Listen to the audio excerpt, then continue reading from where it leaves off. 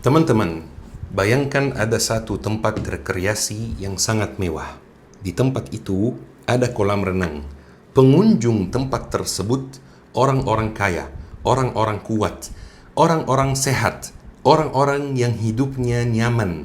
Kemudian tiba-tiba teman-teman ada anak kecil umurnya 8 tahun, 10 tahun. Tiba-tiba saat dia renang di dalam kolam renang, dia tenggelam. Dan dia mulai berteriak, tolong saya tidak bisa nafas. Tolong saya, selamatkan saya, keluarkan saya. Tapi yang bikin kaget teman-teman, tidak ada satu pun orang yang datang untuk membantu. Semua orang diam di tempat, lihatin dia. Padahal teman-teman, pengunjungnya sehat, kuat, kaya. Padahal teman-teman, di tempat rekreasi tersebut sekitar kolam renang, ada adiknya sendiri dan kakaknya sendiri. Kemudian teman-teman, tiba-tiba ada orang yang muncul dan mengatakan seperti ini. Kita sebut misalnya orang A. Orang A ini mengatakan, mohon maaf sekali, saya tidak bisa membantu. Takutnya kalau saya membantu, saya basah. Nanti kalau saya basah, saya masuk angin. Nanti kalau saya masuk angin, saya sakit. Nanti kalau saya sakit, saya tidak bisa bekerja. Nanti kalau saya tidak bisa bekerja, saya tidak bisa menghasilkan uang, saya tidak bisa menafkahi keluarga saya. Kemudian ada satu orang, kita sebut orang B, yang mengatakan seperti ini. Mohon maaf sekali, saya tidak bisa membantu. Karena takutnya saat saya membantu anak kecil itu, fasilitas kolam renangnya rusak. Jadi saya dituntut oleh pengelola kolam renang. Kemudian ada orang C yang mengatakan seperti ini. Ini bukan urusan saya, buat apa saya bantu? Dia kan punya orang tua, dia kan punya kakak sendiri, dia kan punya adik sendiri, dia sedang bermusuhan sama kakaknya sendiri, dia yang bersalah. Seandainya dia tidak bermusuhan dengan kakaknya sendiri, pasti kakaknya mau nolong, mau bantu. Orang tuanya juga kurang ajar, orang tuanya juga membiarkan anaknya main sendiri di kolam renang tanpa pengawasan. Maka ini bukan urusan saya tidak akan membantu. Kemudian ada orang D yang mengatakan seperti ini, pantas anaknya tenggelam, anaknya memang jauh dari agama, anaknya jarang sholat, disuruh sholat sama orang tuanya, dia tidak mau, anaknya tidak mau ngaji di masjid bersama anak-anak lain, pantas dia tenggelam. Ini balasan dari Allah Subhanahu wa Ta'ala. Kemudian ada orang E yang mengatakan seperti ini, alhamdulillah, saya hebat sekali, saya sangat membantu dia, saya lempar pelampung dari jauh. Ya, memang betul teman-teman, ini bantuan. Tetapi masalahnya, ketika anak itu dibiarin beberapa menit tidak ditolong, badannya mulai membiru dan dia sudah tidak bisa bergerak untuk mengambil pelampungnya. Kemudian teman-teman, tiba-tiba ada orang miskin, orang yang pakaiannya robek, orang yang tenaganya tidak kuat dan tenaganya hampir mau habis, orang yang sakit sekali teman-teman. Dia lompat ke dalam kolam renang dan dia berusaha untuk menyelamatkan anak tersebut. Tapi sayangnya, karena memang fasilitasnya sangat terbatas orang tersebut, dia belum bisa menyelamatkan anaknya ataupun menyelamatkan dirinya sendiri setelah dia lompat ke kolam renang. Teman-teman yang dirahmati oleh Allah Subhanahu wa Ta'ala, cerita ini bukan cerita nyata, tapi demi Allah, ada cerita yang sangat mirip yang terjadi di dunia nyata. Cerita ini adalah cerita Palestina teman-teman. Anak kecil yang tenggelam itu adalah Palestina. Dan orang-orang di sekitarnya itu adalah saudaranya sendiri, tetangganya sendiri, yang tidak mau membantu dengan berbagai macam alasan. Padahal teman-teman, kalau kita pakai hati nurani, kalau ada anak kecil yang tenggelam dan butuh bantuan di depan kita, dan kita mampu untuk membantu, kita wajib membantu. Orang yang mengatakan, sebenarnya saya mau bantu, tapi mohon maaf, saya takut baju saya basah, saya tidak bisa bekerja, saya tidak bisa menghasilkan uang. Itu mirip negara tetangga Palestina yang tidak ingin membantu, supaya tidak ikut diserangi oleh Israel, supaya kepentingan bisnisnya tetap berjalan. Padahal Palestina itu jaraknya cuma beberapa ratus kilometer dari tempat mereka.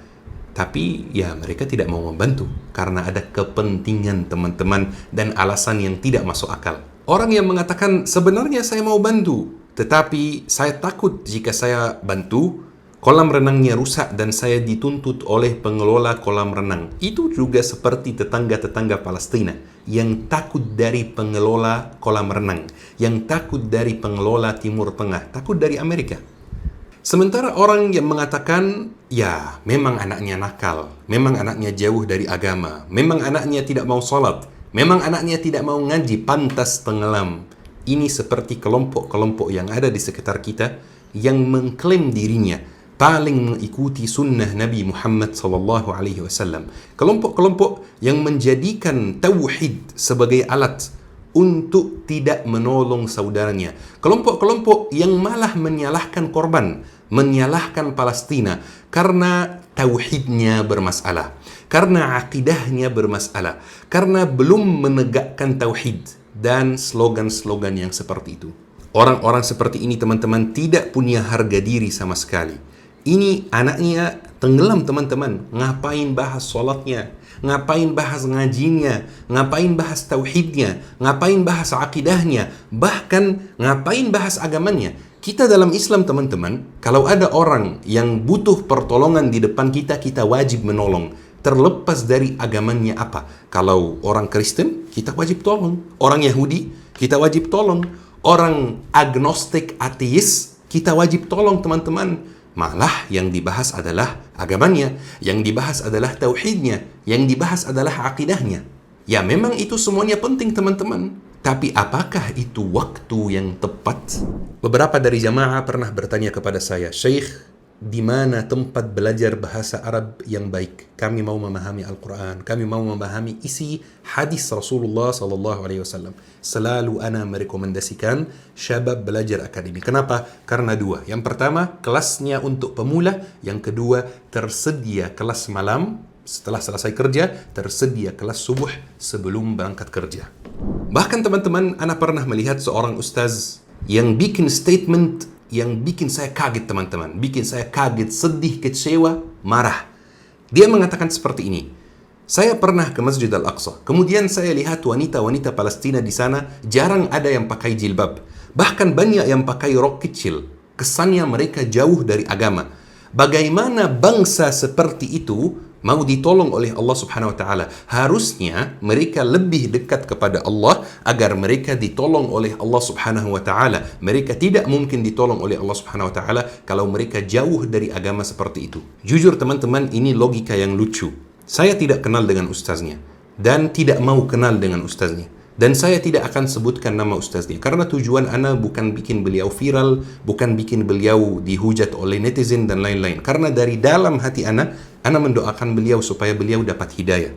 Karena logikanya lucu dan mudah dibantah, teman-teman. Di dalam perang Badar, banyak para sahabat yang baru masuk Islam, yang akidahnya belum sempurna, tauhidnya belum sempurna, fiqihnya belum sempurna, belum benar-benar tegak dan menegakkan Islam. Tapi mereka ikut jihad sama Rasulullah SAW dan ditolong oleh Allah, ditolong oleh para malaikat. Allah Subhanahu wa taala menolong yang terzalimi, bukan yang sempurna. Palestina bukan milik wanita itu yang pakai rok kecil. Palestina milik umat Islam. Titik. Palestina adalah wakaf dari Rasulullah SAW, milik orang Islam. Teman-teman, setiap hari ada orang umrah, setiap tahun ada orang haji. Pasti tidak semuanya orang baik. Pasti di antaranya ada orang fasik. Pasti di setiap tempat ada orang yang tidak baik. Jika besok Makkah dan Madinah dijajah, apakah kita bisa menjadikan adanya orang fasik di sana sebagai alasan untuk tidak membela Makkah dan Madinah, tidak membela tanah suci kita? Dosa individu tidak bisa dijadikan alasan untuk membiarkan penjajahan dan tidak menolong saudara. Logika ini, teman-teman, sangat mirip dengan logika Khawarij. Antum berdosa berarti antum menentang hukum Allah. Di pemikiran Khawarij, ya, pikirnya seperti ini. Berdosa berarti menentang hukum Allah. Padahal bisa jadi ada banyak alasan lain yang untuk berdosa. Bisa berdosa karena belum dikasih tahu. Bisa berdosa karena belum kuat mengalahkan hawa nafsu. Bisa berdosa karena belum menemukan jalan yang benar. Bukan berdosa berarti menentang hukum Allah. Bukan. Kemudian di pemikiran Khawarij juga, kalau kamu menentang hukum Allah, maka kamu tidak semanhaj dengan kami. Maka kami tidak akan menolong kamu kalau kamu butuh bantuan. Misalnya teman-teman, di Mesir banyak perempuan yang pakai rok kecil, banyak korupsi, banyak masalah. Kalau misalnya Israel menjajah Mesir besok, apakah itu semua bisa dijadikan alasan untuk tidak menolong saudara? Dan mohon maaf juga teman-teman, di Indonesia, di Jakarta, banyak diskotek, banyak khamar, banyak perempuan yang pakai rok kecil. Kalau misalnya besok ada musuh yang menyerangi NKRI, apakah kita tidak akan bela dengan alasan banyak wanita yang pakai rok kecil, banyak diskotek, banyak khamar? Enggak, semua orang yang benar-benar cinta dengan Indonesia akan berdiri tegak untuk menjaga negaranya. Kita lanjut cerita teman-teman. Orang yang bangga sekali karena lempar pelampung itu sama seperti negara-negara yang bangga sekali karena kirim bantuan makanan dan minuman. Ya, memang Palestina butuh bantuan makanan dan minuman, itu fakta. Tetapi Palestina juga butuh yang lebih dari bantuan makanan dan minuman, teman-teman. Bantuan logistik apa yang dibanggakan, teman-teman? Sementara di Gaza tidak ada listrik di rumah sakit. Orang terluka, orang yang butuh operasi tidak bisa diobati. Mereka dibiarkan meninggal dunia begitu saja. Bantuan logistik apa yang bisa dibanggakan, teman-teman? Sementara wanita setiap hari diperkosa. Bantuan logistik apa yang dibanggakan, teman-teman? Sementara pria setiap hari diperkosa oleh Zionis Israel. Bantuan logistik apa yang dibanggakan sementara anak-anak kecil dibantai setiap hari? Bantuan logistik apa yang dibanggakan sementara masjid-masjid rumah Allah di bumi dihancurkan setiap hari? Banyak yang berbohong, teman-teman, dan menyampaikan bahwa negara tetangga Palestina, negara-negara Arab adalah negara yang paling banyak mengirim bantuan logistik kepada Palestina. Saya sering dapat komentar seperti ini. Saudi dan Mesir adalah negara yang paling banyak kirim bantuan logistik ke Palestina, tapi mereka tidak suka pamer-pamer di sosmed. Ini, teman-teman, kalau benar, seandainya ini benar, kita kan udah jelasin bahwa Palestina butuh yang lebih dari bantuan logistik, khususnya dari negara-negara tetangga. Tapi masalahnya, ini juga bukan fakta. Ini tidak benar, teman-teman. Ini adalah kebohongan, teman-teman. Tinggal dicek saja datanya di internet. Datanya sekarang ada di mana-mana, bisa diakses siapapun. Negara-negara yang paling banyak memberi bantuan logistik kepada Palestina adalah negara-negara Muslim non-Arab seperti Indonesia, Malaysia, Brunei, Pakistan, Turki, Afghanistan. Ini faktanya, teman-teman. Cek sendiri. Ada satu fakta, teman-teman, yang tidak mau dipercaya banyak orang, yaitu melawan Zionis Israel itu ditakuti banyak orang. Zionis Israel itu ditakuti banyak orang. Tidak semua orang berani melawan Zionis Israel. Karena aturannya di Timur Tengah begini, teman-teman. Siapapun yang membantu Palestina secara nyata, siapapun yang memusuhi Zionis secara nyata, maka dia akan digulingkan dan dia akan diturunkan. Contoh misalnya, teman-teman, pemimpin Arab yang sangat terkenal di Indonesia, yang saya yakin banyak dari teman-teman tahu namanya, yaitu Saddam Hussein. Saddam Hussein sangat terkenal di Indonesia, tapi sayangnya banyak informasi salah tentang dia di TikTok dan di sosmed lainnya. Beliau ini tidak sebaik yang ada di TikTok dan IG. Tapi hari ini kita tidak bahas kepribadian beliau dan biografi beliau. Ini bukan pembahasan kita dan mungkin tidak akan dibahas karena bukan bidang saya. Cuman Ana pengen bahas pendapat beliau terhadap Palestina. Apa yang beliau lakukan untuk membantu Palestina? Bagaimana beliau memusuhi Israel? Teman-teman, Saddam Hussein adalah satu-satunya pemimpin Arab yang menyerangi Israel secara nyata. Benar-benar menyerangi Israel. Kirim rudal dari negaranya, dari Irak ke Israel. Satu-satunya. Selain itu tidak ada, teman-teman. Coba cari di sejarah negara Arab sejak berdirinya Israel. Tidak ada. Satu-satunya pemimpin Arab yang menyerangi Israel adalah Saddam Hussein. Jadi ceritanya, teman-teman, di Perang Teluk Pertama, ketika Saddam Hussein menjajah Kuwait, dan ini jelas salah, teman-teman, menjajah negeri Muslim, menjajah negeri saudara, tapi ya, itu yang terjadi, teman-teman. Saddam Hussein menjajah Kuwait. Kemudian Amerika membentuk koalisi internasional yang isinya adalah Amerika, beberapa negara barat, dan negara Arab seperti Mesir, Saudi, Suria, Qatar, Bahrain, dan beberapa negara Arab lain. Tujuan koalisi tersebut adalah mencegah Saddam Hussein. Jadi teman-teman, Saddam Hussein kaget. Saudaranya sendiri dalam iman, dalam darah, dalam suku, dalam semuanya berkoalisi dengan musuhnya untuk menyerangi Irak. Jadi Saddam Hussein memutuskan untuk menyerangi Israel, menyerangi Tel Aviv dan Haifa agar negara Arab terpancing dan keluar dari koalisi tersebut dan ikut dengan koalisi Irak. Dan betul teman-teman, Saddam Hussein kirim 39 rudal Scud ke Tel Aviv dan Haifa. Tapi apa yang terjadi setelahnya? Yang terjadi setelahnya teman-teman, negara-negara sekitarnya tetap berada di koalisi Amerika. Bahkan Saudi menjadi markas pertama prajurit atau markas utama prajurit Amerika dan memberi izin kepada Amerika untuk menjadikan wilayahnya sebagai basis serangan. Mesir juga ikut membantu dengan ratusan ribu prajurit dan alat perang teman-teman, sampai Mesir dapat imbalan dari Amerika yaitu penghapusan hutang luar negeri. Saddam Hussein teman-teman memang bukan pemimpin yang baik. Banyak pelanggaran, banyak kejahatan, banyak siksaan, banyak penyimpangan. Tapi fakta yang tidak bisa dipungkiri siapapun bahwa dia tidak tunduk pada pengelola kolam renang.